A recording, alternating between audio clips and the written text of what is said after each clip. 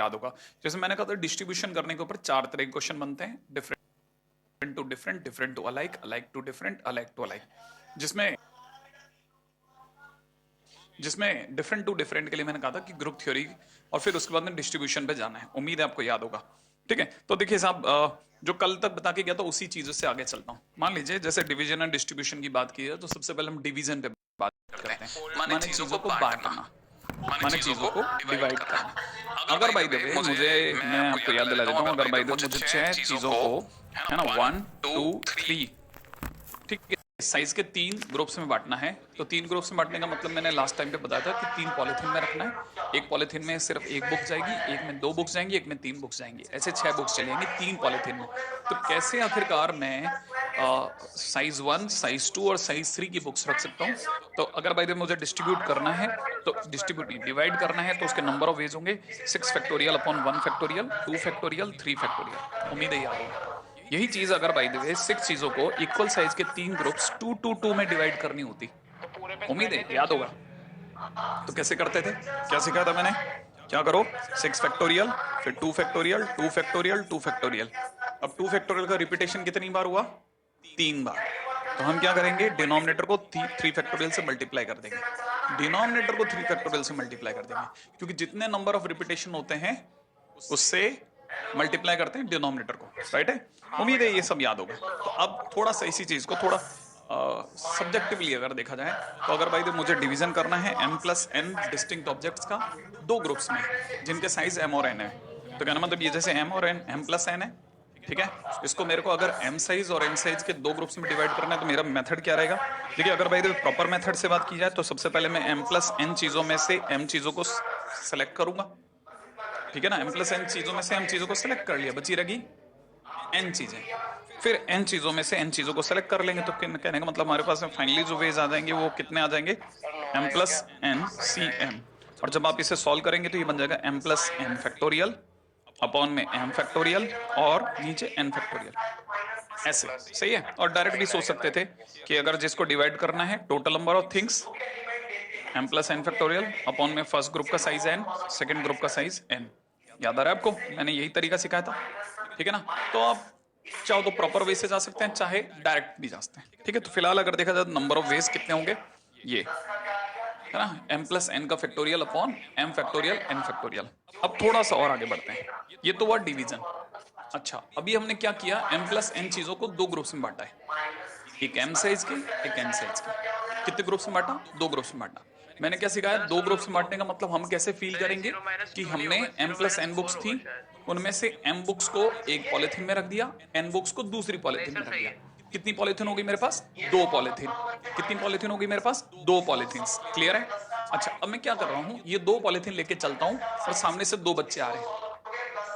इन 2 polythene को 2 बच्चों को देने के तरीके कितने हुए?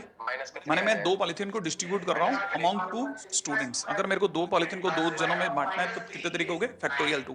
तो टोटल अगर बाय द वे डिस्ट्रीब्यूशन की लास्ट प्रोसेस तक जाकर के देखा जाए, तो फाइनली अगर देखा जाए तो मैंने क्या क्या किया, मैंने सबसे पहले m प्लस n बुक्स को 2 पॉलिथीन में बांटा, उसको कहते हैं डिवाइड करना। 2 पॉलिथीन में डिवाइड करा, ठीक है, एक में m बुक्स रखी, एक में n बुक्स रखी, डिवाइड हो गया। फिर डिवाइड करने के बाद 2 पॉलिथीन को 2 बच्चों में डिस्ट्रीब्यूट करा। तो डिस्ट्रीब्यूट करने का पूरा प्रोसेस 2 स्टेप का है, पहले डिवाइड देन डिस्ट्रीब्यूट। इसको मैंने कल कैसे सिखाया था, पहले काटेंगे फिर बांटेंगे। क्लियर है? पहले काटेंगे फिर बांटेंगे, ठीक है। तो याद रखना, अगर भाई तो मुझे यही डिवीजन की जगह, ध्यान से देखिएगा ये वर्ड, यहाँ डिवीजन है, यहाँ डिस्ट्रीब्यूशन है। अगर distribution of m plus n objects between 2 person लिखा जाता, तो पहले मैं क्या करता, पहले मैं डिवाइड करता इस रास्ते से। यहां तक क्या हुआ है? Divide. First divide then distribute. 2 चीजों को 2 जनों में बांटने का तरीका, 2 पॉलिथीन्स इन 2 किड्स। 2 चीजों को 2 बच्चों में बांटना है। तो अगर भाई 2 बच्चों को 2 चीजों को 2 किड्स में बांटना है, तो उनके तरीके 2 फैक्टोरियल हो गए। थोड़ा और बढ़ाते हैं मामले को, ठीक है। मान लीजिए मेरे पास में डिस्टिंक्ट ऑब्जेक्ट जो है m plus n plus p है। अब की बार उनमें से मेरी इच्छा है कि मैं m, n और p नंबर ऑफ बुक्स एक एक पॉलिथीन में डालूं। तो मेरे को कितनी पॉलिथीन की जरूरत पड़ेगी? 3 की। पहले पॉलिथीन में कितनी बुक्स जाएंगी? n। दूसरे में कितनी जाएंगी? n। तीसरे में कितनी जाएगी? p। क्लियर है? तो ये दिखेंगे कैसे? जैसे m plus n plus p को मैंने 3 3 पॉलिथीन में बांटा। तो डिवाइड करते हैं। सबसे पहले डिवाइड करने के टोटल नंबर ऑफ वेज कितने हो जाएंगे? m plus n plus p total number of things, hopefully आपको याद है, का फैक्टोरियल अपॉन में फर्स्ट ग्रुप का साइज का फैक्टोरियल, सेकंड ग्रुप के साइज का फैक्टोरियल, थर्ड ग्रुप के साइज का फैक्टोरियल। इतने तरीके से मैं क्या बना सकता हूँ? 3 पॉलिथीन्स में डिवाइड कर सकता हूँ। हम 3 पॉलिथीन्स में एक में m बुक्स, एक में n बुक्स, एक में p बुक्स रखने के टोटल नंबर ऑफ वेज देख चुके हैं। ठीक है, अब ये 3 पॉलिथीन, सामने से 3 बच्चे आ रहे हैं, 3 पॉलिथीन को 3 बच्चों में देनी है। ठीक है, माने मेरे को अब डिस्ट्रीब्यूशन पे जाना है। तो मेरे पास में पहले तो ये हुआ डिवीजन, अब डिवीजन के बाद में हम चलते हैं डिस्ट्रीब्यूशन पे। अगर मुझे इसी को डिस्ट्रीब्यूट करना होता तो मैंने कहा ना, हर बार क्वेश्चन में ध्यान देना कि डिवीजन करवा रहा है कि डिस्ट्रीब्यूशन करवा रहा है। अगर डिस्ट्रीब्यूशन करा रहा है तो ये तो काम में आएगा ही आएगा, ये तो यूज करेंगे। और 3 यहां तक हमने क्या किया? 3 पॉलिथीन्स बना लिए हैं। यहां तक हमने 3 पॉलिथीन्स बना लिए, मैंने 3 पॉलिथीन में डिवाइड कर लिया। नाउ डिस्ट्रीब्यूट, 3 पॉलिथीन्स को 3 बच्चों में बांटना है। तो 3 चीजों को 3 बच्चों में बांटने का तरीका फैक्टोरियल 3, तो मल्टीप्लाइड बाई फैक्टोरियल 3। ठीक है, फर्स्ट डिवाइड देन डिस्ट्रीब्यूट। ठीक है, हाँ अभी तक देखो एक और चीज पे गौर करना। यहां हम जब बोल रहे हैं ना, हमने एक पॉलिथीन में m बुक्स रखी, एक में n बुक्स रखी, एक में p बुक्स रखी, तो इट इज वेरी क्लियर कि तीनों अलग अलग थे, कोई भी रिपीट नहीं हो रहा था या इक्वल साइज के नहीं थे।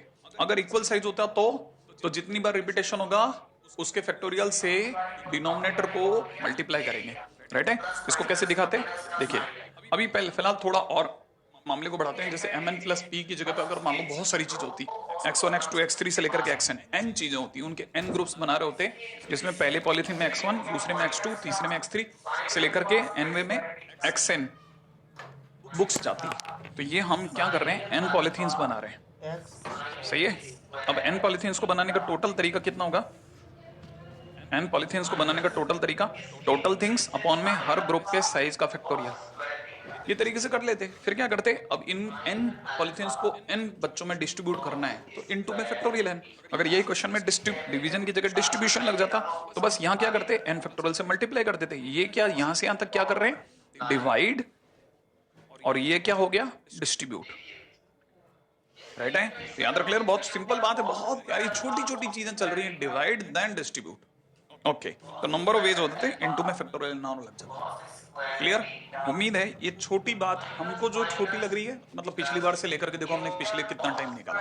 अच्छा, अब एक चीज जो निकली वो ये कि मैंने आपको जो पिछली बार बात बताई थी कि अगर by the way equal size के हो तो रिपीटेशन के फैक्टोरियल से डिनोमिनेटर को मल्टीप्लाई करते हैं। जैसे किसी ने कहा कि 2n थिंग्स को 2 इक्वल ग्रुप्स में बांटना है। बच्चे ने दिमाग लगाया, 2n थिंग्स, ओके, कितने कितने ग्रुप में? 2 ग्रुप में, nn साइज के। इसका मतलब सर नंबर ऑफ वेज जो होंगे 2n फैक्टोरियल होगा टोटल थिंग्स अपॉन में n फैक्टोरियल पहले ग्रुप का साइज, n फैक्टोरियल दूसरे ग्रुप का साइज। और सर ये दोनों क्योंकि सेम है, 2 बार रिपीट हुए हैं, इसलिए 1/2 फैक्टोरियल। सही है? तो जो डिवाइड करने के तरीके होंगे वो इतने होंगे। अब यही अगर by the way 3n things होती तो, और अब की बार हमें 3 इक्वल ग्रुप्स में बांटना होता, तो हमारा तरीका क्या होता? 3n को 3 ग्रुप्स में बांटने का तरीका कौन सा होता? n n n। अब आप बताओ इसका क्या आंसर आएगा? अगर भाई देव आपका आंसर आ चुका है और वो यही है जो इसमें दिख रहा है, तो जब बहुत बढ़िया। अब आप में से कई लोग सोचने लग गए। ठीक है, तो जिन जिन का भी दिमाग चलने लग गया उनके लिए और बड़ा क्वेश्चन लाता हूँ। ठीक है, ये 2n 3n 4n 5n कब तक करेंगे? चलो kn लो। ठीक है, अगर भाई देव जनरल रिजल्ट में जाकर देख kn थिंग्स है, उनको k ग्रुप्स में बांटना है, n साइज के। kn थिंग्स को k ग्रुप्स में बांटना है, n साइज के। ठीक है, तो बताइए क्या आंसर होगा? जो कि 1 हो जाएगा सर। हाँ बताइए आपकी तरफ से आंसर क्या होगा? फटाफट फटाफट फटाफट। कितना आंसर बता रहे हैं आप लोग? Total things kn factorial upon में n factorial n factorial n factorial data dash n factorial कितनी बार? k बार। सही है? k times. और अगर ये k टाइम्स हो रहा है तो इसका मतलब 1/k फैक्टोरियल से भी मल्टीप्लाई कर लेते हैं। इसका मतलब ये सही है।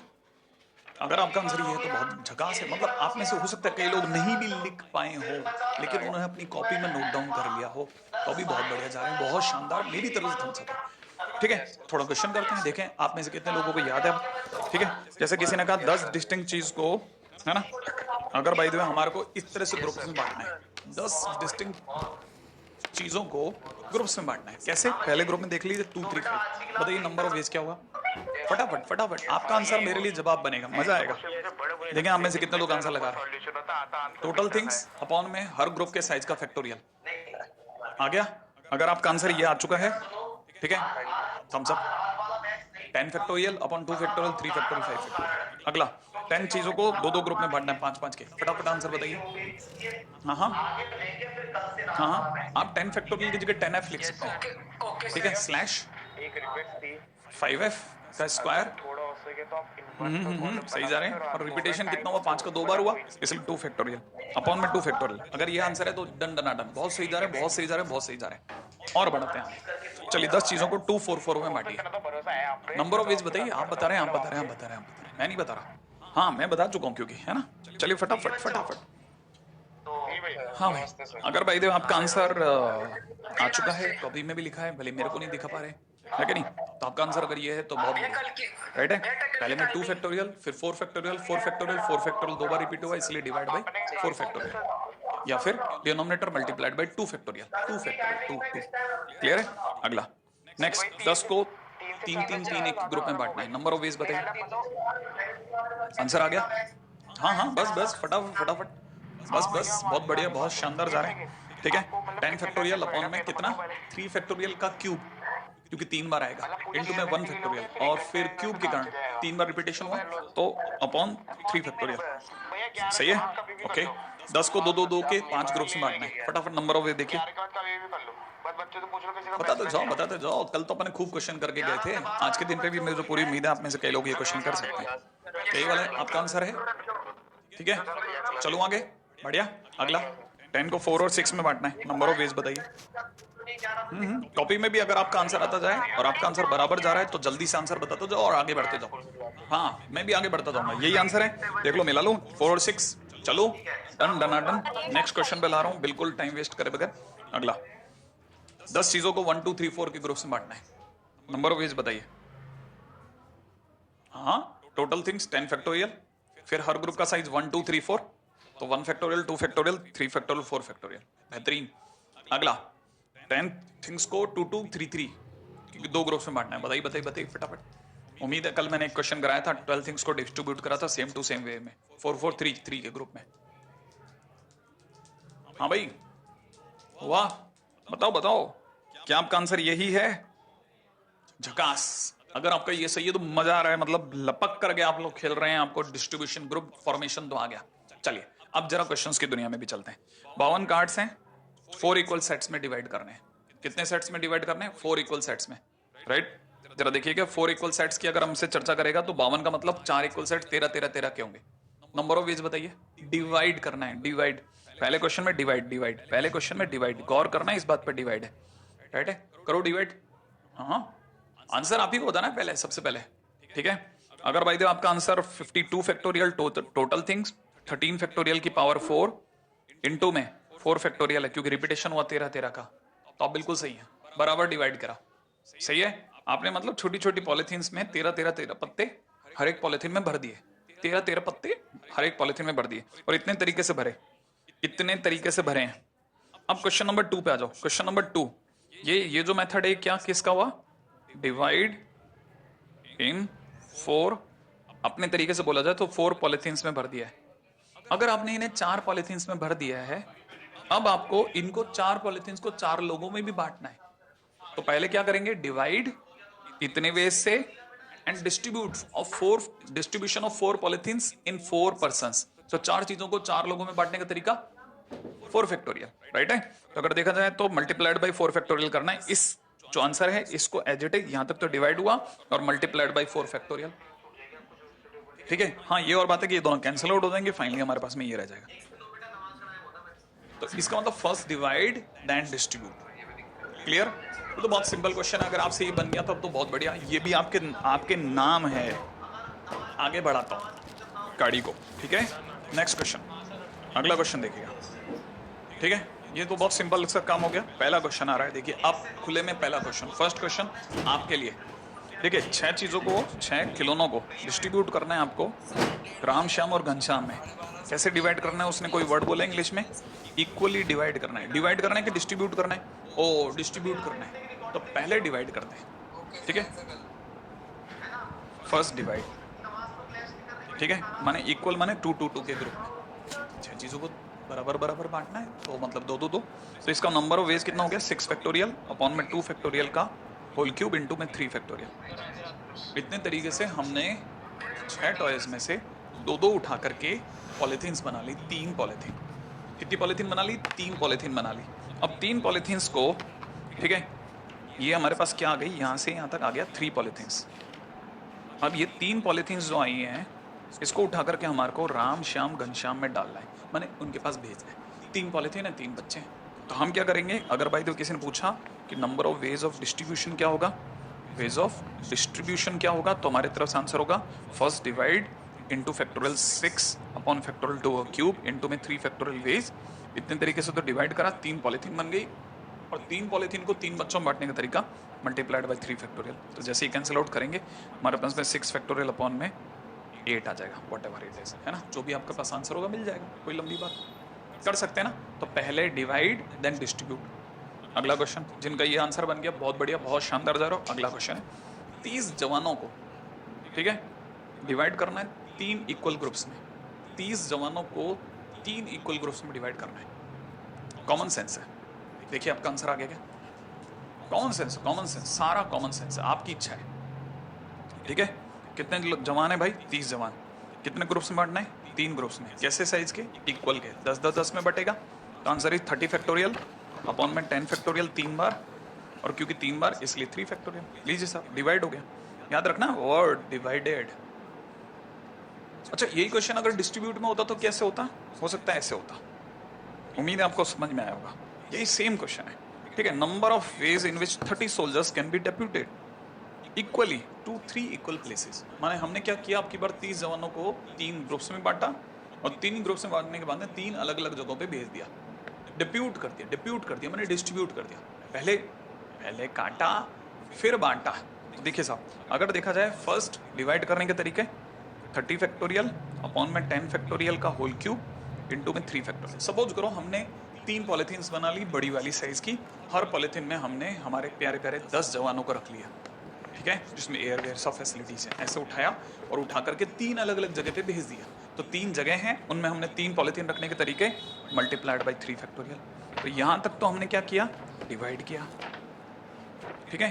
देन फिर ये क्या चीज़ है, ये देन डिप्यूटेड, फिर उन्हें डिप्यूट किया, उन्हें डिस्ट्रीब्यूट किया, सही है। तो बहुत सिंपल सा क्वेश्चन है, डिवाइड देन डिस्ट्रीब्यूट। तो distribution itself 2 step process, clear. Next के ऊपर बात करें, है ना। चलिए, जिनका ये बिल्कुल बराबर बन गया, बहुत बढ़िया जा रहे हैं, बहुत शानदार जा रहे हैं, ठीक है, आप थोड़े रख रहे हो। देखो अगला क्वेश्चन है 6 different books are to be distributed among Ram Shyam Ghanshyam if each child gets at least 1 book. हर बच्चे को कम से कम 1 किताब तो मिलनी चाहिए, 6 किताबों को बांटना है, ठीक है। ध्यान से सुनना, देखिए क्या क्या हो सकता है, क्या क्या हो सकता है, पहले दिमाग में सोचो, केसेस बनाओ, ठीक है। First think about cases. सबसे पहले केसेस तो सोचो, हो सकता है आप एक पहले बच्चे को 1 बुक दो, दूसरे को 1 बुक दो, और तीसरे को 4 दे दो, या फिर हो सकता है आप तीनों को बराबर बराबर दे दो, या 1 2 3 दे दो। समझ रहे हो आप, माने आप कितने तरीके से कम 1 बुक तो दे ही रहे हो ना। तो आपने पॉलीथीन्स बनाई है, 3 पॉलीथीन में भरा, 3 पॉलीथीन सामने रखी, उन्हें भरा है, कैसे, अगर आपने 1 1 4 से उन्हें भरा, 1 साइज और 4 साइज, माने 1 बुक और 4 बुक्स, ऐसे अगर आपने भरा तो नंबर ऑफ वेज कैसे होंगे, फैक्टोरियल 6 अपॉन में 1 फैक्टोरियल 4 फैक्टोरियल, और क्योंकि 1 का रिपीटेशन हो गया इसलिए इंटू में 2 फैक्टोरियल। इतने तरीके से आपने 1 1 4 में भरा, या फिर जब आपने 2 2 2 में भरा तो फैक्टोरियल 6 अपॉन में 2 फैक्टोरियल 2 फैक्टोरियल 2 फैक्टोरियल, और रिपीटेशन हुआ 2 का 3 बार इसलिए 3 फैक्टोरियल, या 6 फैक्टोरियल अपॉन में नीचे कितना 1 फैक्टोरियल 2 फैक्टोरियल 3 फैक्टोरियल। क्या ये बात समझ में आई? यहाँ तक हमने डिवाइड किया पॉलीथीन्स को, पॉलीथीन्स भरी हैं, 3 पॉलीथीन भरी हैं, ऐसे या ऐसे या ऐसे, इतने वेज से हमने डिवाइड कर सकते थे, ठीक है। फिर 3 पॉलीथीन बन चुकी है, यहाँ से यहाँ तक हम लोगों ने 3 पॉलीथीन्स बना ली हैं।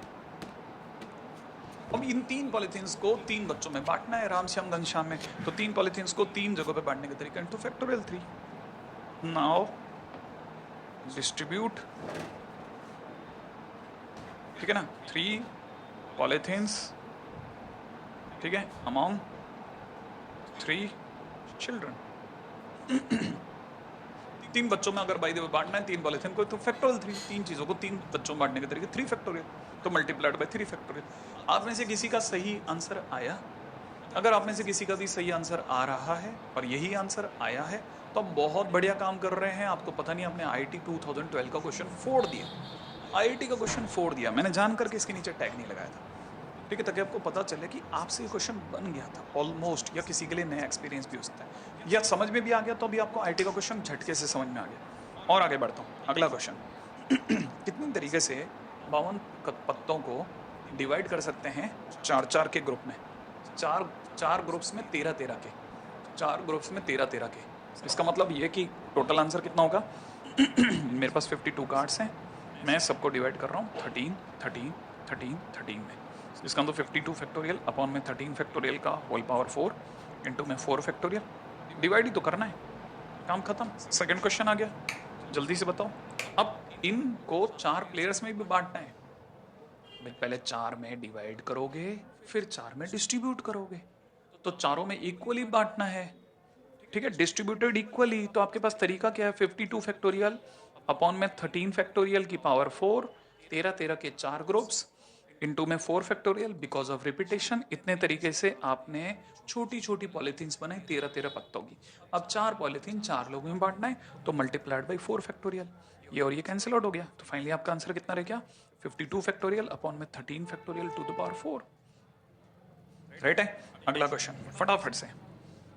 52 कार्ड्स को 4 सेट्स में बांटना है, 17 पत्ते 3 में होने चाहिए, 17 कार्ड्स 3 ग्रुप्स में आएंगे और एक में एक पत्ता आएगा। कहने का मतलब 52 cards are now being distributed something like this, 17, 17, 17 और 1। कहने का मतलब हमारी तरफ से आंसर हो जाएगा 52 अपॉन में 17 factorial two the power 3 into में 1 फैक्टोरियल, और क्योंकि रिपीटेशन हुआ है 3 बार इसलिए 3 फैक्टोरियल। डिवाइड ही करना था, डिस्ट्रीब्यूट नहीं करना था, ध्यान रखना। हाँ, उम्मीद है जिनका ये बन गया वो आगे चलते हैं और आगे से। जीप क्वेश्चन, जीप का क्वेश्चन समझना, ठीक है। अच्छा जरा देखिएगा, एक्चुअल में क्या है, एक जीप है जिसमें 6 सीट्स हैं। जीप तो देखिए ना आप लोगों ने, जीप अपनी अभी लेटेस्ट वाली नहीं, अपने वो गांव में चलती है, जो टाउन्स में चलती है, जो पुराने टाइम में जो चलती थी वो वाली जीप, जिसमें पीछे 2 सीट्स होती है, ठीक है। आगे वाली सीट पर ड्राइवर बैठा है और उसके साथ के 2 लोग बैठे हैं, और पीछे 2 सीट्स हैं जिन्हें मैंने को फिल करना है, ठीक है। अपने को पीछे 6 सीट्स मिल जाती है आराम से। हमने पीछे 6 सीट्स हैं हमारे पास में, उसमें 3 आगे वाले पे हैं और 3 पीछे वाले पे लोग बैठ सकते हैं, ठीक है। 3 इन फ्रंट 3 इन बैक। नहीं समझ में? दिखाऊं? जैसे मान लीजिए ये हमारी जीप है, इसमें 3 आगे बैठ सकते हैं, 3 यहाँ, 3 पीछे बैठ सकते हैं। क्लियर है? अच्छा, क्वेश्चन वाला क्या कहता है, इन हाउ मेनी वेज हम इन 6 सीट्स पर 6 पर्संस ऑफ डिफरेंट हाइट को बैठाना चाहते हैं, और इस तरह बैठाना चाहते हैं कि जो आगे बैठा हुआ आदमी हो वो कंपैरेटिवली छोटे कद का हो और पीछे वाला आदमी उससे थोड़ा लंबा हो। तो अब क्या हम मतलब छोटे और लंबे को भी बैठा सकते हैं PNC में? हाँ, क्यों नहीं, हम लेफ्ट राइट बैठा सकते हैं नंबर्स को, तो क्या छोटा बड़ा नहीं कर सकते? वो भी कर देंगे। कैसे करेंगे? अरे बच्चों का गेम है, जैसे मैं समझाता हूं आपको। सपोज ये अपने पास में कुछ 6 आदमी हैं,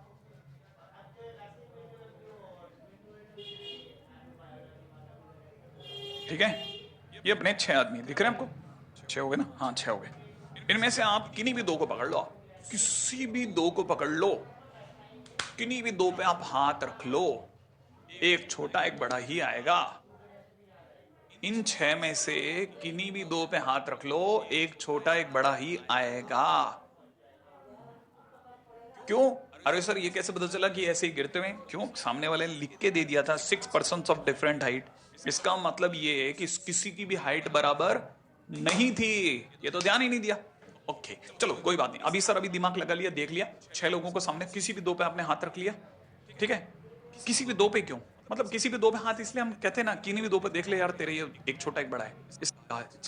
अच्छा कैसे बैठाएंगे कि आगे छोटा है पीछे बड़ा बैठे? तो तरीका क्या है?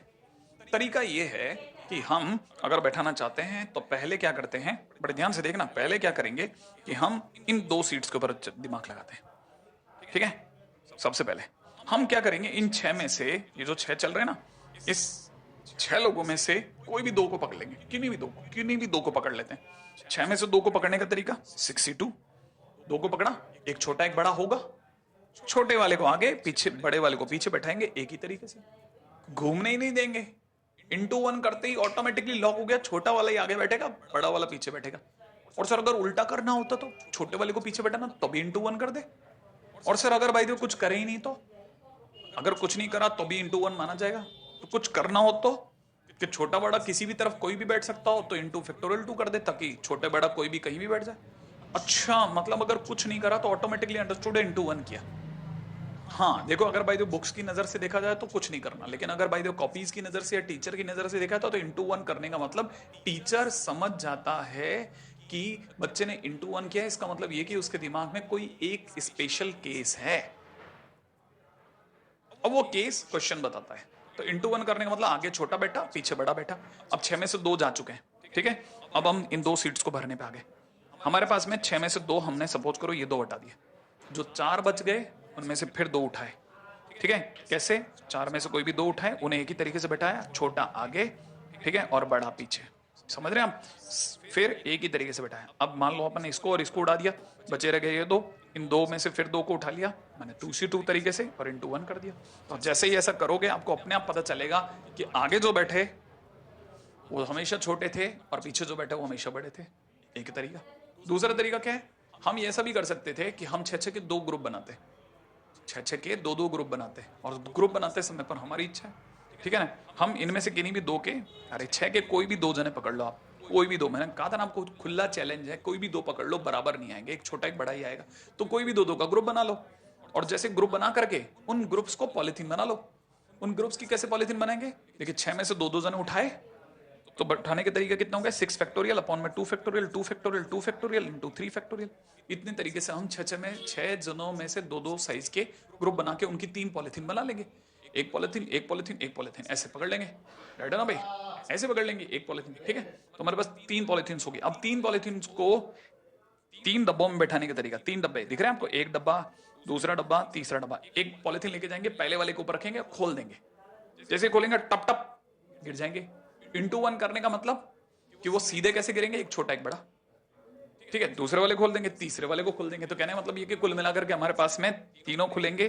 तो 3 पॉलिथीन को 3 जगह पे रोकने के तरीके, 3 जगह खोलने के तरीके, 3 जगह बांटने के तरीके, इंटू फैक्टोरियल 3 कर लो। तो ग्रुप फॉर्मेशन के सिवा ये दूसरा मेथड भी इक्वली काम का है, सेकंड मेथड, राइट है। हमने बस क्या करना है, इस तरीके से निकाल देना है। तो ग्रुप फॉर्मेशन से भी ये क्वेश्चन हो सकता था।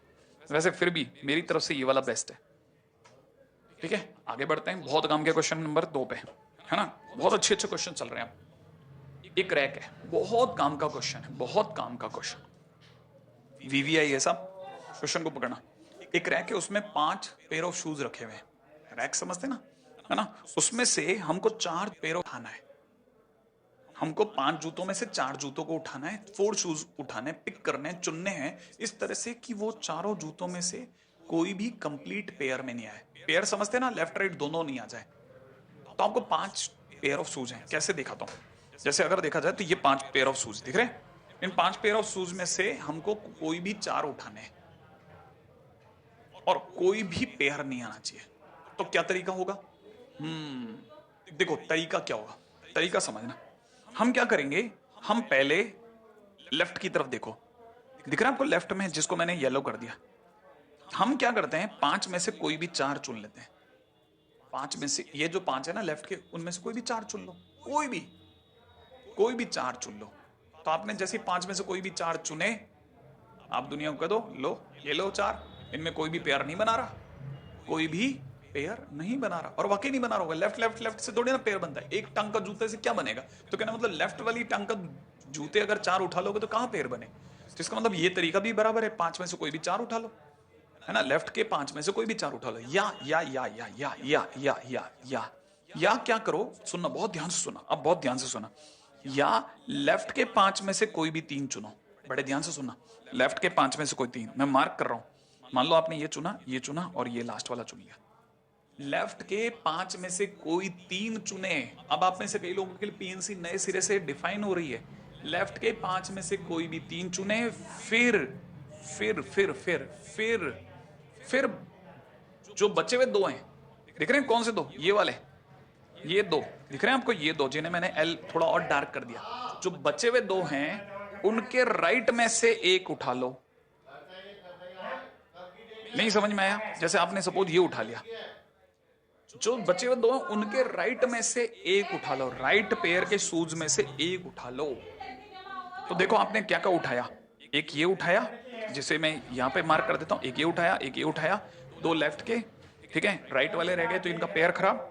इसका राइट उठा लिया, लेफ्ट का नहीं आया, पेयर खराब। इसका लेफ्ट का उठा लिया, पेयर खराब। इसका मतलब यह आपने 4 जूते उठाए, 3 लेफ्ट वाले और एक राइट वाला, 3 लेफ्ट वाले और एक राइट वाला, और आपके पास में कोई भी पेयर में नहीं आया। या क्या कर सकते थे? अब देखो कई बच्चे यहाँ पे क्वेश्चन पूछते सर इसे कैसे पता चला कि वो जो दो हैं वो राइट वाले ही हैं। मैंने कहा जैसे ही आपने 5C3 लिखा और उसके बाद में मल्टीप्लाई में 2C1 करा, इसका मतलब दुनिया अपने आप समझ जाएगी कि 5 में से 3 चुने, फिर बचे हुए जो दो थे उसमें से कोई एक उठाया। अब लेफ्ट और राइट से कोई मतलब नहीं है मशीन को। हाँ हम जानते हैं कि हम 2C1 लिख रहे हैं तो इसका मतलब ये कि राइट का ही उठा होगा, ठीक है, क्योंकि लेफ्ट का भी उठता और राइट का भी उठता तब भी यही रास्ता होता, लेकिन इंटू 2C1 करने का मतलब राइट का ही उठा। देखो जरा अब सोचते हैं आगे। अब क्या कर सकते थे, या फिर ऐसा कर सकते थे कि हम लेफ्ट के जो 5 हैं जिन्हें मैं वापस ब्लॉक कर रहा हूं उनमें से कोई 2 उठाते। मान लो ये उठाया और ये उठा लिया, ठीक है। अब बचे हुए राइट वाले देख लो आप, दिख रहे हैं आपको बचे हुए के राइट, राइट में कितने? 3, उनमें से कोई 2 उठा लेते, फिर से 4 उठ गए, ठीक है। या क्या कर सकते थे कि 5 जो अपने लेफ्ट वाले हैं उनमें से कोई एक उठाया और उनमें से कोई एक उठाया, लेट्स से ये वाला उठा लिया, और बचे हुए जो 4 हैं राइट वाले, बचे हुए 4 जो राइट वाले हैं उनमें से 3 उठा लिए। या फिर हमने लेफ्ट से कुछ उठाया ही नहीं, राइट के जो 5 हैं उनमें से कोई 4 उठा लिए। आप सॉल्व करके देख लो, आपका आंसर आ जाएगा। आप में से कईयों को नहीं पता ये 5 है, 5C3 का मतलब 10 इंटू 2 माने 20 है, 5C2 माने भी 10 है, 3C2 माने 3 है, ठीक है। ये 5 है, ये 4 है, ठीक है, और ये अपने आप में 5C4 माने 5 है। तो कुल मिलाकर देखा जाए 5 प्लस 20 प्लस 30 प्लस 15, नहीं 30 प्लस 20 प्लस 5, कुल मिलाकर के हमारी तरफ से आंसर आ रहा है कितना? 70। तो ये हो गया 80 आंसर हो रहा है। फाइनली हमारी तरफ से आंसर 80 है। मैं दोबारा बता देता हूं, ये सारी की सारी चीजें मैंने यहां लिख दी, जो भी मैंने बोला वो मैंने यहां लिख दिया है, ठीक है। एक तरीका हुआ, ठीक। दूसरा सुनना, तो अगर देखा जाए हमारे पास में टोटल नंबर ऑफ वेज अगर वे देखा जाए, लेफ्ट के 5 में से 4, लेफ्ट के 5 में से 4, या लेफ्ट के 5 में से 3, राइट वाले में से 1, लेफ्ट के 5 में से 2, राइट के 5 में से 3 में से 2, लेफ्ट के 5 में से 1 और राइट के बचे हुए 4 में से 3, या सिर्फ राइट के 4। तो आप जैसे ही सॉल्व करोगे आपका आंसर 80 आ गया। अब सेकंड मेथड सुनना। Second method is very very very important. इसके सिवा दूसरा मेथड क्या है इस क्वेश्चन को सॉल्व करने का? वो बहुत क्लास मेथड है। सपोज ये लेफ्ट राइट वाले जूते नहीं है, सपोज ये लेफ्ट राइट वाले जूते हैं ही नहीं, ये अपने आप में 5 न्यूली मैरिड कपल है। क्या है? न्यूली मैरिड कपल है, 5 न्यूली मैरिड कपल समझिए आप। आपके पास में आप एक इवेंट मैनेजमेंट के आदमी हैं और आपको कोई इवेंट के लिए 4 लोगों की जरूरत है। तो आपने अपने साइड में, आपने कई बार देखा होगा ना, शादी में जाते हैं जब अपन, तो कई इवेंट चलती रहती है, तो ऐसे एक इवेंट चल रही है और जो बोलने वाला है स्पीकर, उसने अपने पास में 4 सीटें लगा रखी है और सामने 5 पेयर खड़े हैं, आप वो हैं, आप वो हैं। अब आप दिमाग लगा रहे हो, ठीक है, सोचना, दिमाग से सोचना। आपके सामने कितने लोग खड़े हैं? 5 पेयर खड़े हैं, ठीक है। आपके बाजू में कितनी सीटें? 4 सीटें हैं। आपने क्या सोचा है कि मैं इन 4 सीटों पे किसी भी जोड़े को नहीं बैठने दूंगा, इन पे कोई भी जोड़ा नहीं बैठेगा, सारे नॉन पेयर बैठेंगे, नॉन पेयर बैठेंगे। माने अगर किसी की वाइफ बैठेगी तो हस्बैंड वहां खड़ा रहेगा, अगर किसी का हस्बैंड यहां बैठेगा तो वाइफ वहीं खड़ी रहेगी। सही है? ऐसे आप 5 में से 4 लोगों को चुनेंगे जो कि नॉन पेयर हो। क्लियर? अब देखो तरीका क्या रहेगा, तरीका सुनना, वो आपके लिए बड़ा क्लासिक होगा। आप क्या करोगे, ये जो सामने 5 पेयर खड़े हैं उनमें से कोई भी 4 पसंद करोगे पेयर। क्या करोगे? 5 में से कोई भी 4 पसंद करोगे। एक पेयर को कहोगे आप पीछे रहिए, आपने कहा 4 पेयर तुम आगे आ जाओ, चार पेयर्स को आगे लिया है, चार पेयर्स को आगे लिया है। हर पेयर में कितने लोग हैं? दो दो दो दो दो दो। कितने लोग हो गए? 8। याद रखना कितने पेयर आगे लाए हो? 4। कितने में से? 5 में से। एक पेयर को क्या कहा? पीछे रहो। 4 पेयर आ चुके हैं। कितने आगे? 4 पेयर आ चुके हैं। अब आपको यहां पर हस्बैंड बैठा है तो वाइफ नहीं बैठा, नहीं तो आपके पास में इन दो में से किसी एक को बुला लो, यहां बैठ जाएगा। पहले आपने क्या किया? 5 में से 4 चुने। पहले आपने 5 में से 4 पेयर चुने, 5 में से 4 पेयर चुने, फिर 2 में से किसी एक को कॉल दे दी। 2 जनों में से, पेयर में 2 जने होते हैं, उनमें से किसी एक को बुला लिया, बैठा लिया। फिर अगले जो 2 थे उनका पेयर खराब हो गया। अब दूसरे वाला जो तीसरा पेयर जो बचा, सेकंड जो पेयर खड़ा है, सेकंड जो पेयर खड़ा है उसमें से फिर एक को कॉल दे दी 2C1। फिर थर्ड पेयर में से एक जन को बुला लिया, फिर फोर्थ पेयर में से एक को बुला लिया, और वहां क्या रह गया? किसी का हस्बैंड रह गया, वाइफ यहां आ गई, किसी का वाइफ यहां आ गई तो हस्बैंड वही रह गया। आपने 2 में से एक को कॉल दिया। तरीका क्या रहा? पहले 5 में से 4 को आगे बुलाया, फिर 2 में से एक को बुलाते चले गए। और इस तरह से जब आप यहां बैठाओगे तो आपके पास में टोटल कितने लोग हो चुके होंगे? टोटल 4 लोग हो चुके होंगे और सारे नॉन पेयर होंगे। तरीका सुनना, 5C4 माने 5, 2C1 माने 2 इंटू 2 इंटू 2 इंटू 2, ये हो गया 16 इंटू 5 बोले तो 80। पिछली बार कितना आंसर आया था? 80। सेम वे में उसी तरीके से अभी भी 80 ही आंसर आएगा। ठीक है, ये तो मैंने आपको चेक करा दिया फिलहाल, है ना? याद रखना क्या किया? पहले 5 में से 4 पेयर चुने, 5 में से 4 पेयर आगे बुलाए, आगे। फिर उन 4 में से किसी एक पेयर से, है ना, किसी एक पेयर से 2 में से एक जना चुन लिया। तो सबसे पहले 5 में से 4 आगे बुलाए, फिर 2 में से, उनके 2 में से किसी एक को बुला दिया, फिर अगले के 2 में से किसी एक को बुला दिया, फिर अगले के 2 में से किसी एक को बुला दिया, फिर अगले के 2 में से किसी एक को बुला लिया। समझ रहे हो आप? इस तरह से हम करते ही चले गए, तो फाइनली हमारे पास में वापस से 80 वेज हो गए। उम्मीद है ये हल्का फुल्का आपके पकड़ में आया होगा, और इस हल्के फुल्के के दम पे अपन भारी भारी क्वेश्चन करते हैं अगला, राइट? तो अगला टाइटल है डिफरेंट टू अलाइक का, distribution of different to alike. मैं आपको बता दूं, इसमें मैं आपके जो टेबल मैंने लिखवाई थी उसमें मैंने आपको साफ लिखवाया था, सबसे पहले, है ना, सबसे पहले डिवाइड होगा यूजिंग ग्रुप मेथड। आप चाहो तो मिला लो, ठीक है? क्यों? क्योंकि चीजें डिफरेंट है। देन अब जिसमें डिवाइड होगा, प्लेसेस और the person where the things are to be distributed, they are alike, they are alike, क्योंकि जगह या फिर लोग जिनमें वो चीजें बटनी है वो सेम है। अगर सेम है तो हम उन्हें एक ही तरीके से then distribute in one way, एक ही रास्ते से डिस्ट्रीब्यूट होगा, वन वे, एक ही रास्ते से डिस्ट्रीब्यूट होगा, दूसरे रास्ते की जरूरत ही नहीं पड़ेगी, क्योंकि सब अलाइक हैं चीजें। तो कहने का मतलब ये कि हम जो भी चीजें करेंगे वो पिछले वाले तरीके से करेंगे, ग्रुप फॉर्मेशन तक की। तो लेकिन मल्टीप्लाई करते समय पर अब इंटू में फैक्टोरियल 3, फैक्टोरियल 2, फैक्टोरियल 4 ये सब नहीं करेंगे, इंटू 1 करेंगे। क्यों? क्योंकि सामने वाला एक ही रास्ते से चीजों को लेगा, क्यों? सारी चीजें सेम है। ठीक है, तो यहां एक गजब की चीज पता चली, क्या? कि हम जब भी क्वेश्चन आएगा तो सबसे पहले ये देखेंगे कि क्वेश्चन किसका है, डिफरेंट टू डिफरेंट का है, या डिफरेंट टू अलाइक का है, या अलाइक टू अलाइक का है, या अलाइक टू डिफरेंट का है। चलिए देखिए जरा क्वेश्चन में आपको कह रहा है क्वेश्चन वाला कि कितने तरीके से 7 टॉयज को 4 आइडेंटिकल बॉक्सेस में रखा जा सकता है। 7 डिफरेंट टॉयज, ठीक है, 4 अलाइक बॉक्सेस। तो आप डिफरेंट से अलाइक में जा रहे हैं मेरे दोस्त, ये डिफरेंट से अलाइक है, डिफरेंट से अलाइक में डिस्ट्रीब्यूशन हो रहा है। तो पहले क्या करोगे? सबसे पहले आप क्या कीजिए, 7 चीजों को 4 डब्बों में डालना है ना, तो ग्रुप फॉर्म कीजिए। ठीक है, ग्रुप फॉर्म करते हैं। आओ कैसे कैसे ग्रुप फॉर्म कर सकते हैं? 7 चीजों को 4 में डालना है, इक्वली तो नहीं डालना ना, नहीं नहीं, कम से कम एक टॉय तो आना चाहिए। तो पहला तरीका क्या हो सकता है? 1 1 1 4, एक तरीका ये हो सकता है। दूसरा तरीका 1 2 2 2, हो गए, है कि नहीं? 7 आ रहे हैं। और तीसरा तरीका क्या हो सकता है? 3 2 1 1। कितना सिंपल है। तो कहना मतलब ये कि हम ग्रुप बना सकते हैं या तो इस तरह का, या इस तरह का, या फिर इस तरह का। तो कहना मतलब ये कि हम अगर बाय द वे पहला ग्रुप बनाते हैं तो 7 फैक्टोरियल अपॉन में 1 फैक्टोरियल का होल क्यूब, 1 फैक्टोरियल का whole cube into 4 factorial into 3 factorial repetition की वजह से।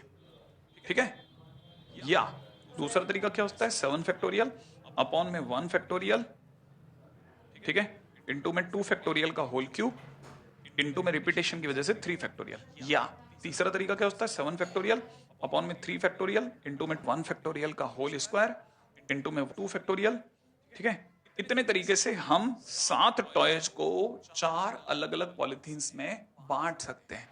अब चारों पॉलिथीन्स के सामने 4 डब्बे पड़े, चारों सेम है, एकदम डिफरेंट, एकदम सेम टू सेम है, डिफरेंट है ही नहीं, हम पता ही नहीं कर सकते। तो हम क्या कहेंगे, किसी में भी रख दो, एक ही बात है।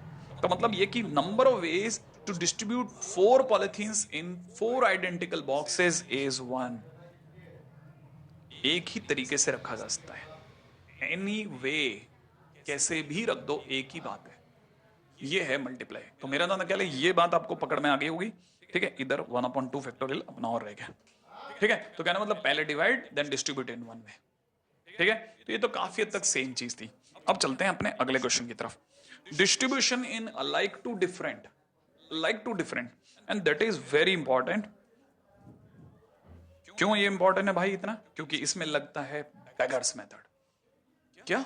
Beggars method. हाँ, बेगर्स मेथड। ये फर्स्ट टाइम हुआ, स्लाइड के बाद स्लाइड ही आई, टाइटल स्लाइड के बाद टाइटल स्लाइड ही आई। तो अपने आप में समझ जाओ ये कितनी कीमती चीज है, ठीक है ना। एक्चुअल में क्या, बेगर्स मेथड को मल्टीनोमियल थ्योरम के तरीके से समझाया जाता रहा, और ये बहुत डिफिकल्ट हो जाता था स्टूडेंट्स के लिए खास तौर पे, क्योंकि मल्टीनोमियल थ्योरम में उसका इतना हाथ नहीं था। क्यों नहीं था? उसका लॉजिक भी ये था कि मल्टीनोमियल थ्योरम जो है एक तरह से आउट है एडवांस लेवल पे। जब एडवांस लेवल पे आउट है तो मेंस लेवल के लिए उतनी ज्यादा कोई लोग तैयारी नहीं करते थे। तो मल्टीनोमियल के अंदर हम एक सेट ऑफ क्वेश्चंस के, set of standard of questions से आगे नहीं जाते थे, जबकि हमारे को यहाँ बहुत इस लेवल पे ले जाना पड़ता था। और क्वेश्चन का साइज भी बड़ा थोड़ा ऐसा मॉन्स्टर टाइप का हो जाता ना, देखते ही दिमाग खराब हो जाता, क्वेश्चन छोड़ देता था। अब इसका इतना आसान तरीका निकाला गया, ठीक है, कि लोगों ने खट से क्वेश्चन कर लिए। जैसे इस बेगर्स मेथड में जाने से पहले मैं आपसे बड़ी कॉमन सी एक बात पूछता हूं। सपोज ये एक किसी का फॉर्म है, फार्म है, फार्म, ठीक है। ये किसी का फार्म है, माने किसी का खेत है, ठीक है। I need to divide it in 3 parts. मैं अगर इसे 3 पार्ट्स में डिवाइड करना चाहता हूं तो मेरा क्वेश्चन है, how many walls will be needed? कितनी दीवारों की जरूरत पड़ेगी अगर मैं इसे, इस खेत के 3 हिस्से करना चाहता हूं तो? कॉमन सेंस का क्वेश्चन है, बहुत कॉमन सेंस का। अगर मैं इसके 3 हिस्से करना चाहता हूं तो कितनी दीवारें खड़ी करूं? अक्सर कई स्टूडेंट्स इसका जवाब देते हैं 3, ठीक है, जबकि जवाब है 2 वॉल्स। एक वॉल यहां खड़ी कर दी और एक वॉल यहां खड़ी कर दीजिए, आपको पता चलेगा इस खेत के 3 हिस्से हो गए, फर्स्ट, सेकंड, थर्ड। क्या कोई बात समझ में आई? तो कहने का मतलब ये कि अगर मेरे को इस खेत को 4 हिस्सों में बांटना होता तो, अगर मेरे को इसको, अगर बाय द वे देखा जाए 3 पार्ट्स में डिवाइड करना है तो 2 वॉल्स, सही है। अगर बाय द वे मुझे 4 पार्ट्स में डिवाइड करना होता, 4 पार्ट्स में डिवाइड करना होता तो कितनी वॉल्स खड़ी करता? 3 वॉल्स खड़ी करता। Common sense, common sense, common sense, हाँ या ना? ये बात समझ में आती है कि हाँ सर 3 दीवारें खड़ी करो, 4 हिस्सों में बढ़ जाएगा। अगर आपको ये बात समझ में आती है तो मेरा आप आगे बढ़ने के लिए पहली एलिजिबिलिटी क्राइटेरिया को आपने पूरा कर दिया, ठीक है। अब चलते हैं आगे, नेक्स्ट पॉइंट। बेगर्स मेथड में आगे क्या चीज है वो समझने के लिए पहले ऑब्जेक्टिव एक मैं आपको एक एग्जांपल देता हूं। जैसे सपोज करो मेरे पास में 10 कॉइन्स है ना, उनको मेरे को 3 भिखारियों में बांटना है। सारे कॉइन्स आइडेंटिकल हैं, ठीक है, 10 आइडेंटिकल कॉइन्स हैं, 2-2 रुपए के सिक्के, 5-5 रुपीज के सेम सिक्के हैं, उनको 3 भिखारियों में बांटना है। कौन से? ये रहे, देखो, ठीक है। अगर देखा जाए तो ये हमारे को 10 सिक्के हैं, ठीक है, दिख रहे हैं, ये 10 कॉइन्स हैं, इनको मेरे को 3 भिखारियों में बांटना है। आगे बढ़ते हैं, ठीक है। अगर मुझे इन 10 भिखारियों में बांटना है तो पहले मैं क्या करूंगा, एक तो 10 भिखारियों में ऐसे बांटू। 3 सबसे सही तरीका क्या है, मैथमेटिकल तरीका क्या है? मैं क्या करूंगा, मैं आसपास से कहीं से या जेब में इन 10 सिक्कों के सिवा 2 नकली सिक्के भी लेके जाऊंगा, क्योंकि मेरे को कितनों में बांटना है? 3 में। मैंने बताया था ना अभी 3 हिस्सों में बांटना, तो 2 वॉल्स खड़ी करो। तो मैं आपकी और वॉल की जगह पर बिल्कुल दिखने वाले सेम टू सेम नकली सिक्के लेके जाऊंगा और उन्हें कहीं पर भी इन जगहों पे फंसा दूंगा। 10 सिक्कों के बीच में अपने 2 नकली सिक्के फंसा दिए, 2 फेक कॉइन्स फंसा दिए, दिख रहे हैं आपको? तो मैं स्टेप भी बताता जा रहा हूं, 2 फेक कॉइन्स को फंसा दो। फंसाते ही क्या हुआ, ये 10 सिक्के मेरे लिए कितने हो गए? 12। सामने मेरे 3 भिखारी खड़े हैं, 3 बेगर्स खड़े हैं। अब मेरे को इन 12 सिक्कों को 3 में बांटेंगे, जिसमें बेगर भी जानता है कि ये जो येलो वाला सिक्का है बेकार है, वो फेंक देगा, ठीक है। बाकी असली सिक्का अपनी जेब में रख लेगा। तो जैसे असली सिक्का अपनी जेब में रखेगा तो एक्चुअल मेरे लिए दुनिया की नजरों में 12 बटे, लेकिन एक्चुअल में मेरे लिए कितने बट रहे हैं? मेरे लिए 10 ही बट रहे हैं, राइट है। तो मेरा अंदर ख्याल है वो एक इशू नहीं है। अब क्या करो, सुनो, देखो पहला क्या करते हैं, सबसे पहले हम लोग ये जो पहला जो भी बैगर है उसको इतना पार्ट दे देते हैं, भाई ये जो येलो सिक्का है इसके ऊपर का तू रख ले, ठीक है। इसको दे दिया फर्स्ट बैगर को। अब दूसरा येलो सिक्का है ना, उसके साथ वाले को पूरे को उठाएंगे और उठा करके दूसरे वाले को दे देंगे, सेकंड बैगर को दे देंगे, दे दिया। अब आते हैं तीसरे, तीसरे सेट में क्या करेंगे, ये जो बचे हुए हैं सारे के सारे हम तीसरे को दे देंगे एज इट इज। तो एक्चुअल में हमने डिस्ट्रीब्यूशन कहां तक करा, हमारा डिस्ट्रीब्यूशन यहां तक हो चुका है। तीसरा तो ऑटोमेटिकली ऐसा ही चला गया, माने हमने अभी तक डिस्ट्रीब्यूट कर दिया। जो बच गया उसे एज इट इज देना, अभी कोई डिस्ट्रीब्यूशन के लिए दिमाग लगाने की जरूरत नहीं है। दिमाग हमारा तब तक काम कर रहा था जब तक हमने कहा ये नकली सिक्के के ऊपर वाला चल भाई फर्स्ट बैगर, इस नकली सिक्के के ऊपर वाला ये सेकंड बैगर। नाउ जो रिमेनिंग है वो एज इट इज दे दिया, अभी कोई डिस्ट्रीब्यूशन नहीं रहा, डिस्ट्रीब्यूशन हो गया था, सेकंड टाइम तक हो चुका था। तो थर्ड वाला तो उठाएंगे और एज इट इज दे देंगे, समझ रहे हैं आप? हाँ, इसका मतलब ये कि डिस्ट्रीब्यूशन सिर्फ दो जनों का हुआ है, दो पार्ट ही हुए हैं, तीसरा तो ऑटोमेटिकली हो गया। जो बचा था वो तो रिमेनिंग है, वो डिस्ट्रीब्यूट थोड़ी ना हुआ है। तो दो बातों पे ध्यान देना है। पहला, जितने पार्ट्स में डिवाइड करना है उससे एक कम सिक्के इंट्रोड्यूस कराओ। जैसे मान लो अगर भाई 4 भिखारी बांटना होता तो मैं 3 फेक सिक्के इंट्रोड्यूस कराता, सही है। अच्छा, अब यहां पे भी एक और बात सुनो, बड़ी इंटरेस्टिंग सी बात। अगर देखा जाए तो मैंने ये कुल मिलाकर के 12 सिक्के दो भिखारियों में बांटे।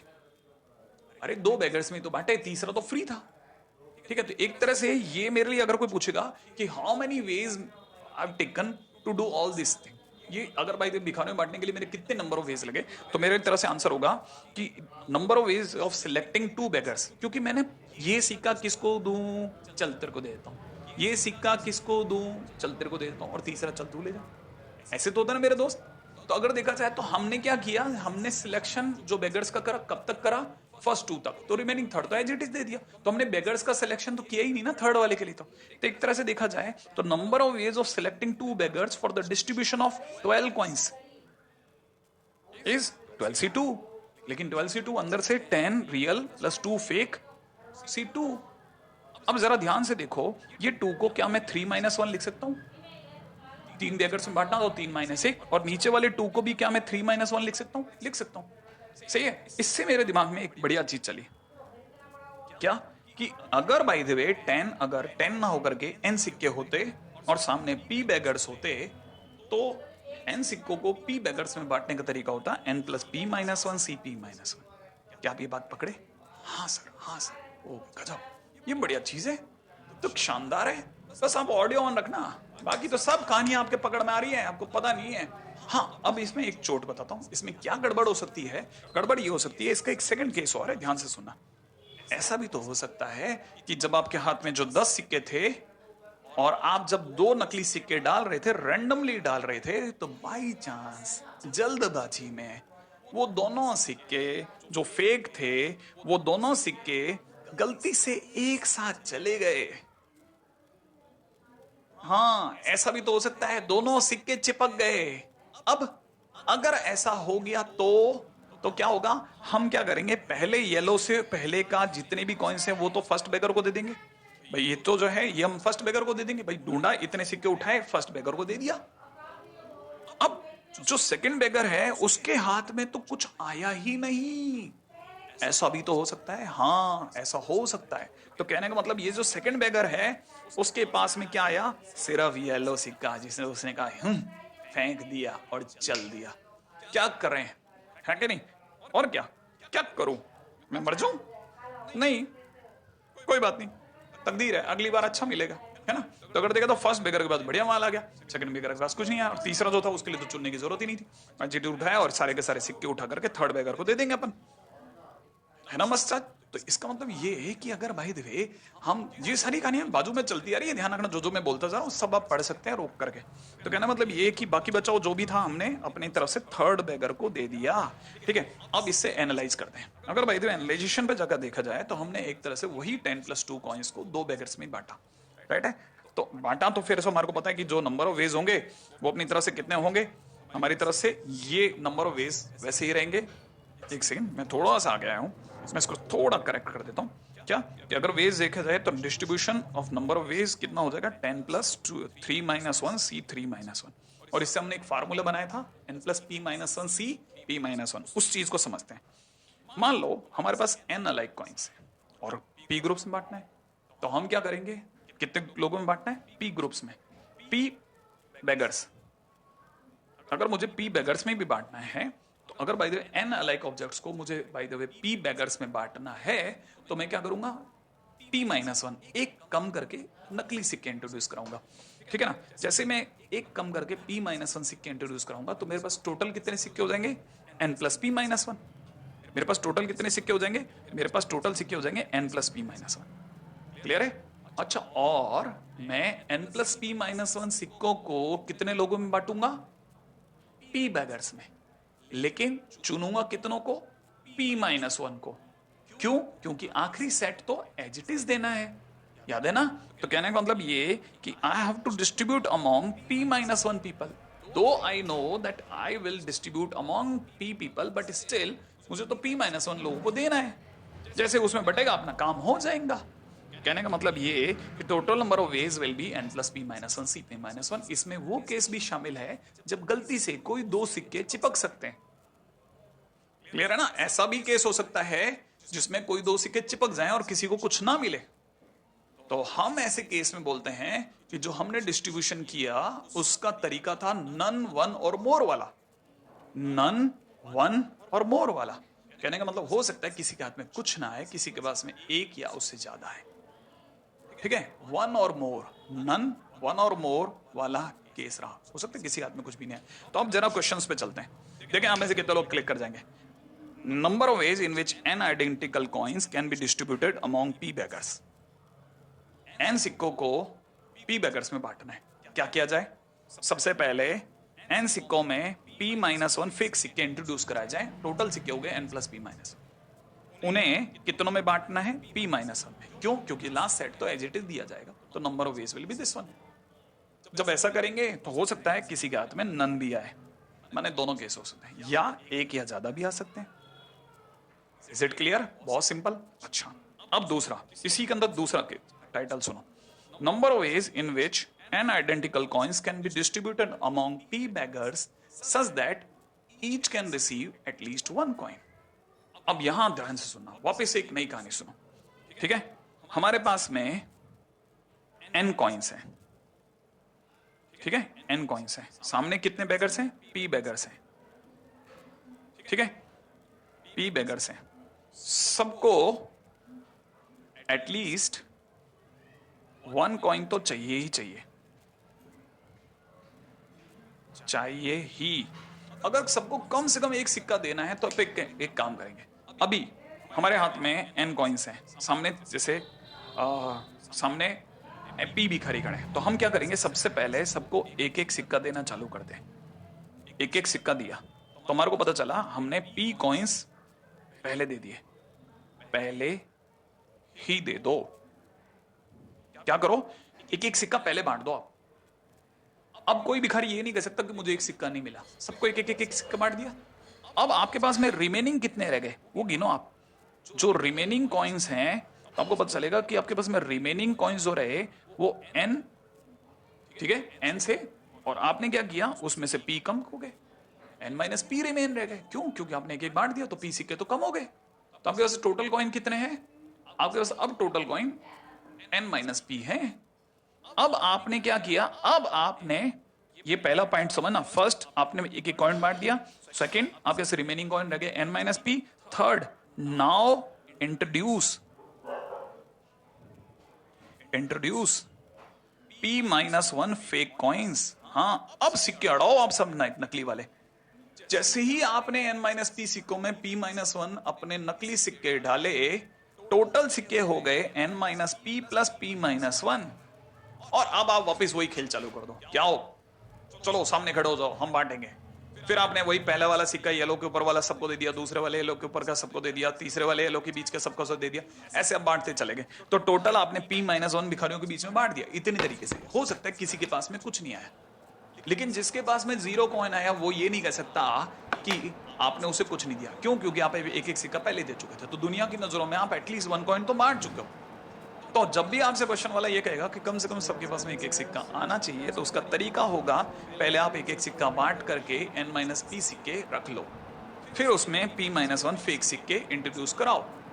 ठीक है, एक एक के बाद बचे सिक्के, बचे कॉइन्स। ठीक है, और ये क्या चीज है? Fake coins. ये कौन है? p-1 beggars. तो p-1 बेगर्स के बीच में जैसे आप डिस्ट्रीब्यूट करोगे, टोटल p बेगर्स में ऑटोमेटिकली डिस्ट्रीब्यूट हो जाएगा। लेकिन सर ये क्या क्या क्या क्या क्या क्या? अब एक बच्चा ध्यान से देख रहा है, क्या क्या क्या? अरे ये p और p तो कटेगा ना। हाँ, तो क्या रह गया? n-1 c p-1। तो याद रखना, ये बड़ा कमाल चीज है। ये n-1 c p-1 तरीके वो तरीके हैं जब आपने p भिखारियों में सिक्के बांटे और कोई ये नहीं कह सकता कि मेरे पास एक भी सिक्का नहीं आया, एटलीस्ट 1 कॉइन तो सबके पास आया। अब इन दो चीजों के ऊपर जब हमने जवाब दे दिया, तो हम इनके ऊपर अब क्वेश्चन करते हैं फटाफट से। रेडी? मैं तब तक पानी पी लेता हूं, इसको लिख डालो एक एक चीज। होपफुली आपने मेरा ऑडियो बंद नहीं कर रखा है ना? क्यों? क्योंकि मैं आपको बार बार कह रहा हूं, मेरी चीजों को सुनना बहुत इंपॉर्टेंट है। देखो, अब क्वेश्चन करते हैं। 10 identical coins can be distributed among 4 boys, identical alike, 4 boys different, alike से डिफरेंट, बेगर्स मेथड। तुरंत समझ में आना चाहिए। Such that each receive none, 1 और मोर। किसी के हाथ में है, किसी के हाथ में नहीं है वाला केस है, सीधी सी बात। 10 में हम 4-1 सिक्के इंट्रोड्यूस करेंगे, 10 सिक्कों में 4-1 सिक्के इंट्रोड्यूस करेंगे और उसे 4-1 बेगर्स में बांट देंगे। ठीक है ना? क्योंकि 4 बेगर्स में बांटने का मतलब 4-1 बेगर्स में बांटना होता है। ऑटोमेटिकली जो बचा वो सीधे सीधे लेफ्ट आउट है, तो सीधे सीधे देना है। तो इसका मतलब ये कि टोटल मेथड कितने हो गए? ये कितना है? 13c3। खत्म, क्वेश्चन फिनिश। फार्मूला कौन सा यूज हुआ? n+p-1 c p-1। n क्या चीज़ है? कॉइन्स। p क्या चीज़ है? Number of beggars. अगर आप बाय द वे कोई किसी का ऐसा दिन होता है कि भाई मेरे को स्ट्राइक नहीं कर रहा, तो उसके लिए लिख लो फार्मूला। अब यही चीज़ को ऐसे भी दिया जाता था। देखो, अब यहाँ इसी चीज़ को, इसी क्वेश्चन को ऐसे दिया है किसी ने। ठीक है, एक काम करते हैं, इसको 10 कर देता हूँ। अब ये बिल्कुल सेम टू सेम क्वेश्चन है। ये कौन है? ये बेगर्स हैं और हमें इनके नंबर ऑफ सॉल्यूशन बताने हैं। ठीक है, कितने बेगर्स हैं? 4 बेगर्स। तो मैं सबसे पहले इस बात को लिख दूं, 4 बेगर्स। ये क्या चीज है? कॉइन्स। अगर मुझे 4 भिखारियों में 10 कॉइन्स बांटने हैं, तो सबके हाथ में कुछ ना कुछ आएगा। हो सकता है किसी के हाथ में 0 भी आए, लेकिन अगर 0 आएगा तो नन, 1 और मोर के केस में गिना जाएगा। तो क्वेश्चन में एक सामने वाले ने बोला नॉन नेगेटिव। नॉन नेगेटिव माने ग्रेटर देन इक्वल टू 0, उसमें 0 शामिल है। तो कहना मतलब ऐसा भी हो सकता है कि किसी के हाथ में कुछ ना है, वो केस भी चलेगा। ठीक है, तो अगर देखा जाए तो यहाँ पर हम पहले से बोल देते हैं कि x1 के हाथ में कुछ नहीं आएगा। हो सकता है x2 के हाथ में भी 0 या 0 से ज़्यादा है, x3 के हाथ में भी 0 या 0 से ज़्यादा है, x4 के हाथ में भी 0 या 0 से ज़्यादा है। हाँ, हम जो भी आंसर देंगे हर भिखारी को 0 या 0 से ज़्यादा जरूर दिलवाएंगे। तो 4 भिखारियों में 4 भिखारियों में टोटल कितने सिक्के हैं? 10 सिक्के आ जाए, ऐसा कैसे हो सकता है? तो हमारी तरफ से आंसर होगा नंबर ऑफ वेज कितने होंगे? Number of ways is equal to में n बोले तो 10 + p-1 c d p-1। इसका मतलब मेरा आंसर हो जाएगा 13c3। वापिस same question, same to same question. Sir ये x1 greater than equal to 0 क्या है? हो सकता है किसी के हाथ में 0 आए या 0 से ज्यादा है। नन, 1 या मोर। ओके, नन, 1 और मोर, नन, 1 और मोर। ठीक है, ओके। अब इसी चीज को थोड़ा और आगे चलते हैं ताकि एक एक चीज बिल्कुल अच्छे से समझ में आ जाए। अगले ने इसी क्वेश्चन को, जो पिछला क्वेश्चन था ना जिसमें पिछली बार 20 था, इस बार इसने क्वेश्चन में, चलो अपन इसको भी 10 कर देते हैं ना, ताकि आपको पिछला क्वेश्चन ही फील आ जाए। लो 10 कर दिया बस, ताकि मेरे लिए भी नया क्वेश्चन हो जाएगा, आपके लिए भी नया क्वेश्चन हो जाएगा। आप और मैं दोनों अब सेम है। अब 4 भिखारी हैं और 10 सिक्के हैं, 4 beggars and 10 coins. 4 beggars 10 coins. Answer कैसा चाहिए? नेचुरल नंबर सॉल्यूशन चाहिए। Natural number solution means, natural number कहां से स्टार्ट होते हैं मेरे दोस्त? 1 से। ठीक है, मींस एटलीस्ट 1 कॉइन तो आए, एटलीस्ट 1 कॉइन इज मस्ट। ये एक्चुअल में नन 1 का केस नहीं है, एटलीस्ट 1 का केस है। एटलीस्ट 1 का केस कौन सा है सर? एक्चुअल में एटलीस्ट 1 वाले केस की अगर हम लोग बात करें ना, तो ये वाला, ये जो है ना, ये वाला साइड, ये वाला केस है। तो मैंने आपको क्या सिखाया था इसमें फंडा? n-1 c p- सिखाया था ना। हाँ, तो अगर भाई तो आपको मेरी बात समझ में आ गई तो अब की बार वाले क्वेश्चन में इसने एटलीस्ट वन वाले केस में यहाँ पे लेकर आ रहा है। आप में से सभी को समझ में आ जाना चाहिए ये कौन है साहब n, ये कौन है साहब p। तो अपनी तरफ से आंसर कितना होगा, नेचुरल नंबर सॉल्यूशंस कितने होंगे n-1 c p-1। बोले तो अपनी तरह से आंसर हो जाएगा 10-1 c 4-1। So the answer will be 9c3। Question finish. इसमें जो भी आंसर आएगा वो एक एक से ज्यादा होगा। ऐसे भी समझ सकते थे, पहले हमने यू समझिए, दूसरे तरीके से फटाफट बता दूं तो हमने क्या किया, पहले एक एक सिक्का सबको बांट दिया। 10 में से एक एक सिक्का बांटा, मैंने 4 सिक्के बट गए। 10 में से 4 सिक्के बट गए। अब रह गए कितने सिक्के, 6। भिखारी कितने हैं, 4, ठीक है ना। तो हम 6 सिक्कों में 3 फेक सिक्के इंट्रोड्यूस करेंगे। याद है ना, जितने भिखारी होते हैं उससे एक कम सिक्का इंट्रोड्यूस कराया और फिर उतने भिखारियों में बांट दिया। याद है ना, 4 में बांटना है तो 3 में बांटना होता है, 3 में डिस्ट्रीब्यूशन हो रहा होता है, ऑटोमेटिकली 4th पे तो लास्ट जाता है। क्यों, क्योंकि हम सिलेक्ट कर ही नहीं रहे होते 4th को, तो 4th तो रिमेनिंग है, ठीक है। तो कहना मतलब हमारे पास total number of ways 9c3। फिर से समझ जाए तो आप यूँ समझ सकते हैं, राइट। अब क्वेश्चन में अगले पे चलते हैं, नेक्स्ट, बड़े ध्यान से समझना, ठीक है। अगला, अब समझिए आप, अगला क्वेश्चन क्या कहता है। अगला क्वेश्चन कहता है कि integral solution of x + y + z is equal to 29, ठीक है। जब x is greater than equal to 1, y is greater than equal to 2, z is greater than equal to 3, t is greater than equal to 0, ठीक है। अच्छा, मैं आपको इस जगह पर याद दिलाना चाहता हूं कि अभी थोड़ी देर पहले हमने greater than equal to 0, greater than equal to 0, greater than equal to 0 लिखा था, राइट है। ये उससे थोड़ा सा अलग माहौल का क्वेश्चन है, ये थोड़ा सा नेक्स्ट लेवल है। देखिए, इसे हम x - 1 greater than equal to 0 लिख सकते हैं, इसे y - 2 greater than equal to 0 लिख सकते हैं, इसे z - 3 greater than equal to 0 लिख सकते हैं, इसे t is greater than equal to 0 लिख सकते हैं। अच्छा, अब एक काम करते हैं, इसे x1 बोलता हूं। क्या बोल रहा हूं, x1। क्या मैं इसे x1 greater than equal to 0 बोल दूं, इसे x2 बोल देता हूं, x2 is greater than equal to 0, इसे x3 बोल देता हूं तो x3 is greater than equal to 0, इसे x4 बोल देता हूं तो x4 is greater than equal to 0, correct. अब समझना नेक्स्ट पॉइंट, हमें इक्वेशन दी जा रही है x + y + z + t is equal to 29 दी जा रही है। अच्छा, मैं एक काम करता हूं, x की जगह पर x - 1 इंट्रोड्यूस कराता हूं। क्यों, ताकि मैं उसे x1 बोलूं, कोई मेरे पे ऐतराज नहीं करे। कैसे कराओगे सर, देखो ऐसे, मैं बहुत ही समझदारी से इस x को x - 1 लिखूंगा और इस y को y - 2 लिखूंगा, इस z की जगह पर z - 3 लिखूंगा और t की जगह t - 0 लिखूंगा, ठीक है। अच्छा, सामने मैं 23 लिखूंगा। उम्मीद है आप मेरी मैथमेटिकल चालाकी पकड़ गए। शायद ये समझ में आया आपको कि कैसे मैंने किया। मैंने 1 जना इधर, 2 जना इधर और 3 जना इधर जाकर के माइनस करा दिया, उधर 23 लिख दिया। अब मैं अच्छे से इसे x1, इसे x2, इसे x3, इसे x4 इज इक्वल टू 23 लिख सकता हूँ। हाँ सर, लिख सकते हो।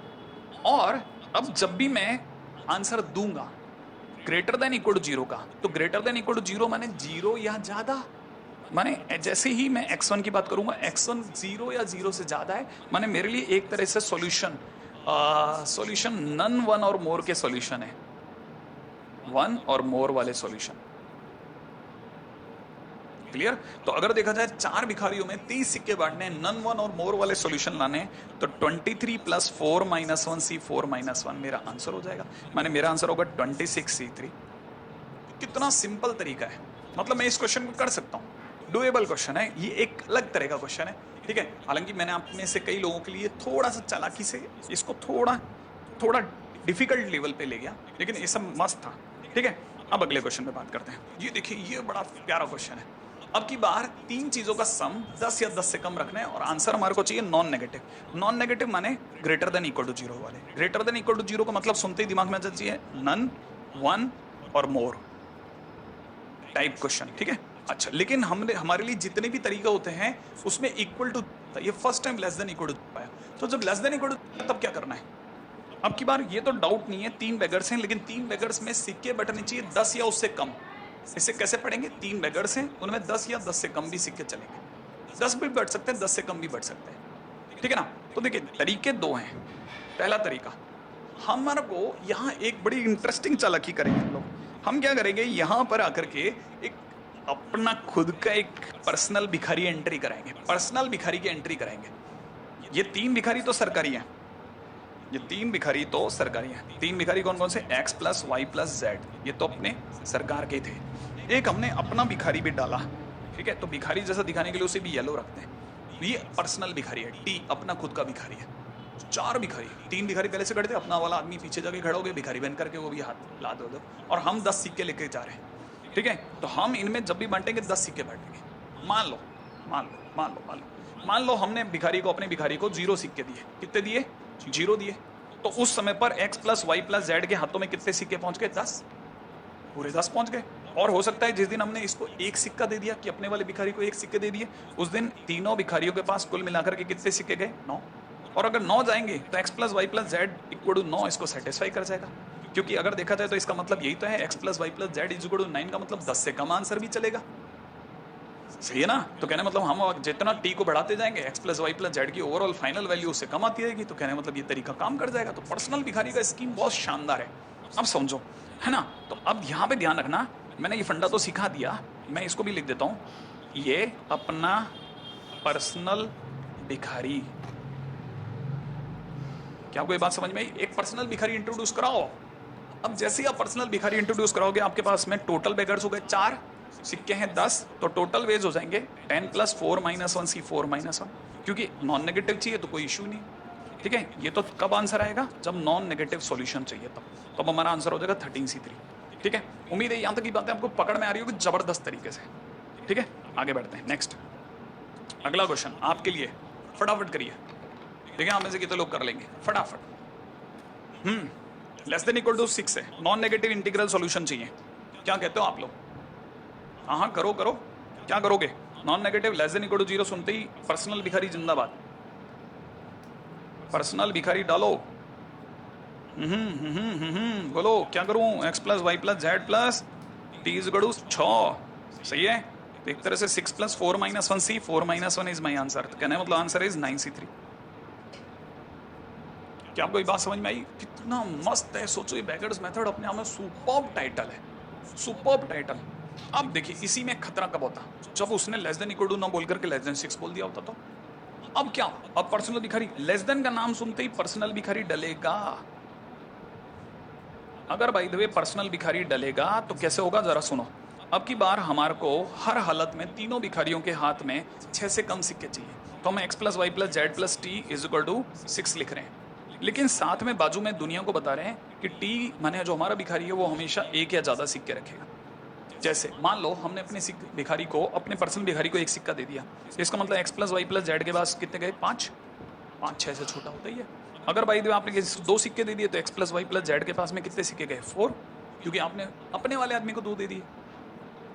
सही है, तो आपको फंडा तो समझ में आ गया। अब ये मैंने आपको सिखाया था कि जब भी जैसे t greater than equal to 1 हो तो क्या करोगे? आप इसे लिखोगे x plus y plus z plus, कैसे सिखाया था? t greater than equal to 1 हो तो t माइनस 1 लिखो पहले, इज इक्वल टू 5। बहुत ध्यान से सुनना ये स्टेप, शायद आप में से किसी के मिस हो गया। x plus y plus z plus में कितना? t minus 1 is equal to 5। ठीक है, अब इसे लिखो x, इसे लिखो y, इसे लिखो z और इसे लिख दो w इज इक्वल टू 5। ठीक है, जैसे ही आप ऐसा करोगे आपके पास में हमेशा w के पास जो भी आंसर आएगा वो 0 या 0 से ज्यादा होगा, और w की वजह से जो आपके पास में t के पास आंसर आएगा वो 1 या 1 से ज्यादा चला जाएगा। ठीक है, अच्छा, तो एक तरह से ये 5 सिक्के 4 भिखारियों में बांटने हैं। तो टोटल तरीके 5 प्लस 4 माइनस 1 सी 4 माइनस 1, कहने का आंसर इज 8C3। बहुत क्लासिक थॉट है, पूरी कहानी की बहुत क्लासिक थॉट है। ठीक है, उम्मीद है ये बात भी यहां तक भी पकड़ में आ रही होगी। अगला, distribute 2 apples 3 mangoes 4 oranges between, मतलब SGR। ठीक है, so that each can receive none one or more fruits are alike.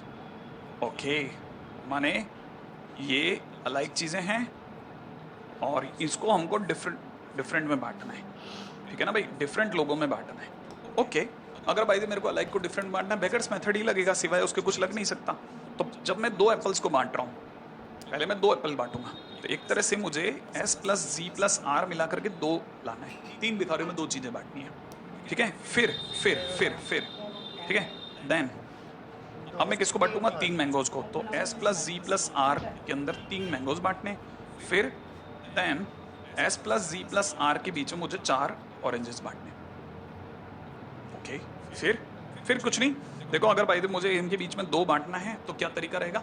ठीक है, 2 प्लस 3 माइनस 1, याद है, n प्लस p माइनस 1 सी p माइनस 1, फिर 3 प्लस 3 माइनस 1, 3 भिखारी, 3 आदमी, 3 कॉइन्स, है ना, और C 3 माइनस 1, ठीक है। फिर 4 plus 3 minus 1, C 3 minus 1, finally अपना आंसर हो जाएगा, फिनिश। आप चाहो तो इसे और सफाई से लिख सकते हो, 4C2, 5C2, 6C2, इतने नंबर ऑफ वेज हो जाएंगे, ठीक है। तो आप में से कई लोग अब यहाँ पर अगर बाय द वे देखा जाए तो कर सकते हो, है ना। चलिए, ठीक है। तो बस ये बहुत छोटा सा टाइटल, और इसी के साथ में बस मेरा तो ख्याल है आज के दिन के लिए अपन अलविदा लेते हैं, कल के दिन पे अपन इसको वाइंड अप करेंगे कैसे भी, ठीक है। तो तब तक के लिए वापस अपने बहुत प्यारे से संदेश के साथ आज अपन ने काफ़ी सारे क्वेश्चंस करे, ठीक है।